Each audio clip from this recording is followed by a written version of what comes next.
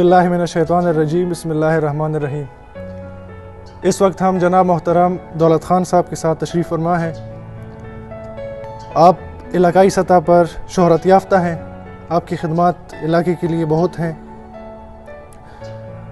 مختصر سا تعارف میں کراتا چلوں، جناب دولت خان صاحب نے تقریباً 30 سال تک پرائیویٹ سیکٹر میں بطور معلم فرائض سر انجام دیے ہیں۔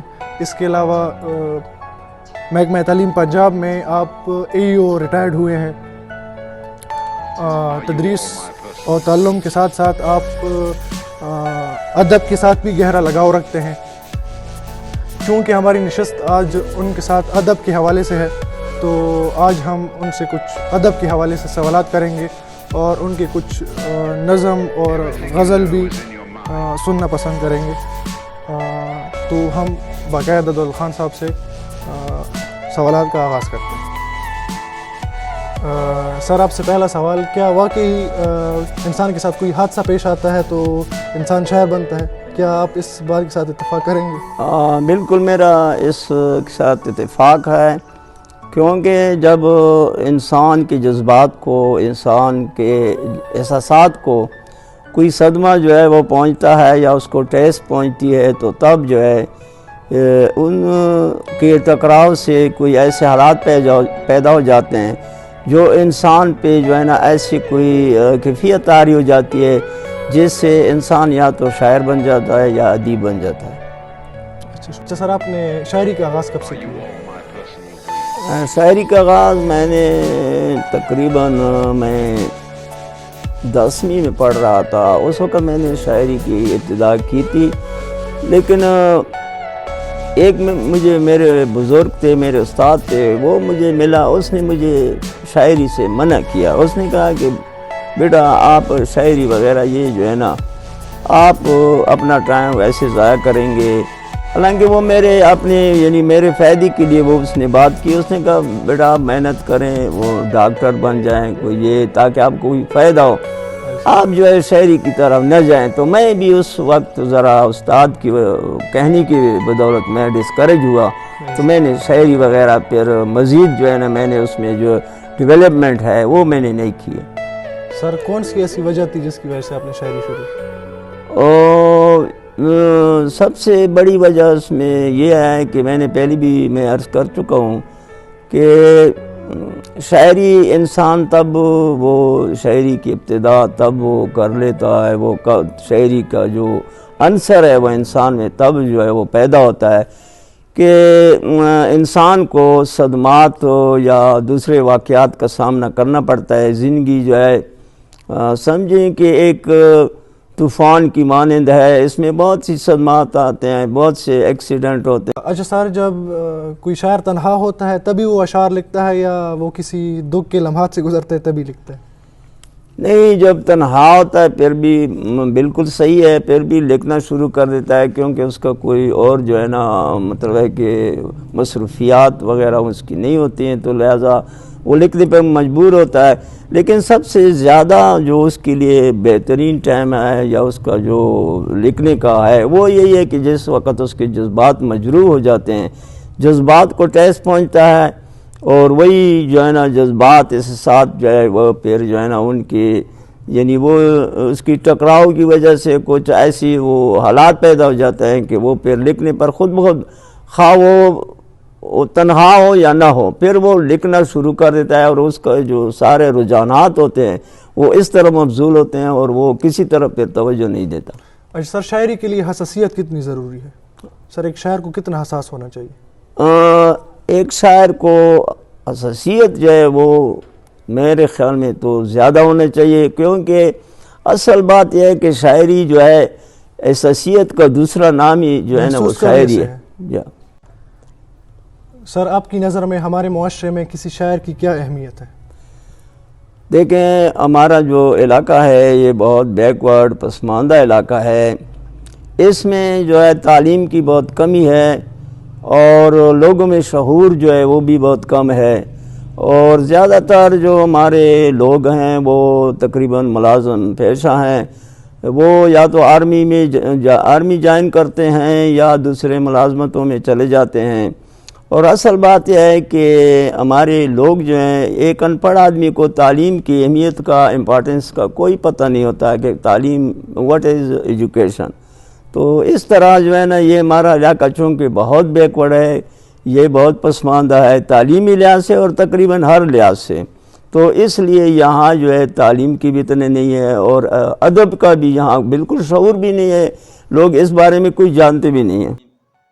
موجودہ ہمارے جو پاکستان کے یا ہمارے سارے ورلڈ میں جو پاکستان مسلمان ہیں، ان کی جو حالات ہیں، ان کی جو حالت ہے، اس سے میں زیادہ متاثر ہو چکا ہوں. اور مجھے دکھ بھی ہوتا ہے اور صدمہ بھی بہت ہوتا ہے کہ ہمارے حالات، ہم مسلمان ہو کر ہمارے حالات ایسے کیوں بنے ہیں. تو اس وجہ سے میں نے اس پر ایک نظم بھی لکھی ہے جو میں آپ لوگوں سے شیئر کرنا چاہوں گا. عجب حالات ہیں، عجب تماشا ہے، عجب حالات ہیں، عجب تماشا، کچھ سمجھ نہیں آتی. عجب حالات ہیں، عجب تماشا ہے، کچھ سمجھ نہیں آتی. گوپ اندھیرا ہے، پلنگ ہے، مگر نیند نہیں آتی. گوپ اندھیرا ہے، پلنگ ہے، مگر نیند نہیں آتی. ہر طرف افراتفری کا عالم ہے، ہر طرف افراتفری کا عالم ہے، ہجانی کیفیت ہے. ہر طرف افراتفری کا عالم ہے، ہجانی کیفیت ہے. سہانے گیت گائے جاتے ہیں ہر طرف مگر سکون نہیں آتی. سہانے گیت گائے جاتے ہیں ہر طرف مگر سکون نہیں آتی. مہنگائی کا زور ہے، عوام کا شور ہے. مہنگائی کا زور ہے، عوام کا شور ہے، فضا بے قرار ہے. عوام و ناس مجبور ہیں، کوئی امید بر نہیں آتی. عوام و ناس مجبور ہیں، کوئی امید بر نہیں آتی. گلے شکوے الہی کس سے کریں، روشنی نظر نہیں آتی. گلے شکوے الہی کس سے کریں، روشنی نظر نہیں آتی. بادشاہ وزراء تخت نشین ہیں مگر کوئی وعید نہیں آتی. گلے شکوے الہی کس سے کریں، روشنی نظر نہیں آتی. بادشاہ وزراء تخت نشین ہیں مگر کوئی وعید نظر نہیں آتی. الزامات کا طوفان ہے، ذہنی انتشار ہے، کچھ تو سوچو. الزامات کا طوفان ہے، ذہنی انتشار ہے، کچھ تو سوچو. دشمن چالاک و بیدار ہے، عیار ہے مگر کچھ بن نہیں آتی. دشمن چالاک و بیدار ہے، عیار ہے مگر کچھ بن نہیں آتی. اے نہ سمجھ مسلم مانگتا ہے تو اللہ سے مانگو، باقی سارے فانی ہیں. اے نہ سمجھ مسلم مانگتا ہے تو اللہ سے مانگو، باقی سارے فانی ہیں. غیر ہمیں ستاتے ہیں، ترساتے ہیں، کبھی لباتے ہیں مگر مدد نہیں آتی. غیر ہمیں ستاتے ہیں، ترساتے ہیں، کبھی لباتے ہیں مگر مدد نہیں آتی. عقل و دانش بروئے کار لانا ہے اور اپنوں کو سمجھانا ہے. عقل و دانش بروئے کار لانا ہے اور اپنوں کو سمجھانا ہے. لوریاں مت سنو، کیا ان کی چالاکیاں تمہیں سمجھ نہیں آتی. لوریاں مت سنو، کیا ان کی چالاکیاں تمہیں سمجھ نہیں آتی. ان غریب عوام کا سہارا بنو، حالات کچھ خطرناک ہیں. ان غریب عوام کا سہارا بنو، حالات کچھ خطرناک ہیں. کائنات شاندار ہے، جذبات بے قرار ہیں مگر خوشی نہیں آتی. ان غریب عوام کا سہارا بنو، حالات کچھ خطرناک ہیں. کائنات شاندار ہے، جذبات بے قرار ہے مگر خوشی نہیں آتی. اے دولت تجھے کب قرار آئے گا، تیرے ساتھی بے قرار ہیں. اے دولت تجھے کب قرار آئے گا، تیرے ساتھی بے قرار ہیں. موسم بہار آئے گا، گل کھلیں گے مگر تجھے قرار نہیں آتی. اے دولت، دولت میرا تخلص ہے. اے دولت تجھے کب قرار آئے گا، تیرے ساتھی بے قرار ہیں. موسم بہار آئے گا، گل کھلیں گے مگر تجھے قرار نہیں آتی. جی آپ نے بہت ہی زبردست غزل ہمیں سنائی. سر آپ کو کیا لگتا ہے کہ مسلمانوں کی حالت زار کی وجہ کیا ہو سکتی ہے؟ مسلمانوں کی سب سے بڑی وجہ یہ ہے کہ ایک تو جہلیت ہے، دوسری وجہ ہے کہ خود غرضی ہے. وہ یعنی ہم مسلمانوں میں خود غرضی اور جہلیت، یہ دو چیزیں بہت زیادہ ہیں. اصل میں سب سے جو بری چیز ہے وہ ہے خود غرضی. خود غرضی نہیں ہونی چاہیے انسان میں. انسان کو براڈ مائنڈڈ ہونا چاہیے ابھی، بلکہ اپنے فائدے کے لیے نہیں سوچنا چاہیے بلکہ اپنے بھائیوں کے فائدے کے لیے سوچنا چاہیے. اجتماعی جو ہمارے مسلمانوں کا جو فائدہ اس کے لیے سوچنا چاہیے، نہ کہ ہم اپنی ذاتی فائدے کے لیے سوچیں. اس میں جو ہے نا اگر ہم تعلیم کی طرف زیادہ توجہ دیں، ہمارا جو معاشرہ تعلیم یافتہ ہو جائے تو ہم اس دلدل سے اس سے جو ہے وہ نکل سکتے ہیں، اور انشاءاللہ ہم ترقی کی جو منزل ہے اس تک پہنچنے کے لیے پھر جو ہے نا وہ انشاءاللہ تیار ہو سکتے ہیں اور انشاءاللہ پہنچیں گے.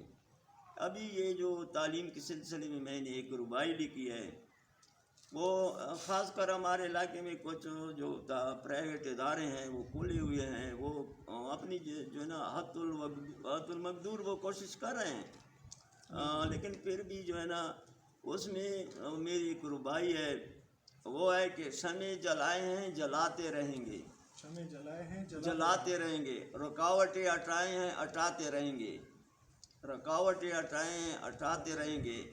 نہیں گھبرائے طوفانوں کی تپیڑوں سے، نہیں گھبرائے طوفانوں کی تپیڑوں سے، طوفانوں سے ٹکرائے ہیں ٹکراتے رہیں گے. تو انشاءاللہ میں یہ جو مجلس ہے آج کی جو ہے نشست ہے اس کو میں ختم کرنے کی اجازت چاہوں گا. تو اللہ تعالیٰ ہم سب مسلمانوں کا حامی اور ناصر ہو. وقت کی بھی کمی ہے، شام کا وقت ہوا جاتا ہے. ایسے ہی ہم مزید شعراء سے بھی مجلسیں جاری رکھیں گے. انشاءاللہ کوشش ہے کہ اپنے جو شعراء ہیں جن کا معاشرے کے ساتھ کوئی سامنا نہیں ہوا، ہم چاہیں گے کہ ان شعراء کو بھی آپ کے سامنے لے آئیں، اور ہماری کوشش رہے گی آئندہ بھی ہم ایسی مجالس کو جاری رکھیں گے. الحفیظ، الامان.